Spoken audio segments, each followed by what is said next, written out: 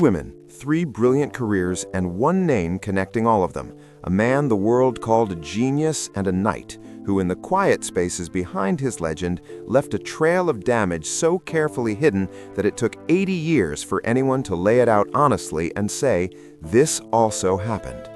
The first woman was Jill Esmond, a more established stage actress than Olivier when they met in 1929, with family connections that opened doors his talent alone could not yet reach, who said no when he first proposed before he followed her across the Atlantic and persisted until she changed her answer.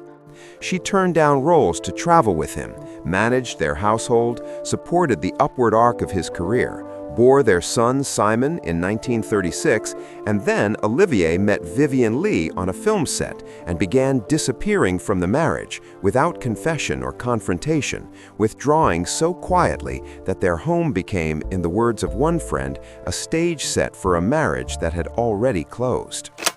The second woman was Vivien Leigh, who won 2 Academy Awards and possessed a magnetic quality on screen that directors spent careers trying to describe, and who also lived with what we now recognize as bipolar disorder at a time when the only treatment was electroconvulsive therapy she described as having pages torn from her own diary.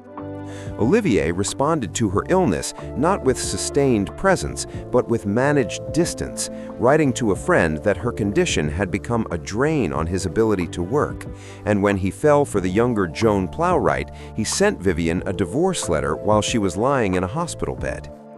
The third woman was Marilyn Monroe, who arrived at Pinewood Studios in 1956, having spent 4 years studying seriously at the Actors Studio, wanting desperately to be taken seriously as a working artist, and who asked Olivier what her character should be feeling in a particular scene, and received the answer, "Just try to be sexy, dear." She later told her therapist that his contempt had damaged her relationship with her own craft in ways that took years to repair. And when critics returned to that film afterward, it was her performance that held up, and his that did not. He was genuinely one of the most important figures in the history of English language performance, and that is true, and so is everything else, because these 3 women deserve to be the protagonists of their own stories rather than footnotes in someone else's. If this story made you see something differently, share it, leave a comment, and subscribe so you never miss the stories history forgot to tell honestly.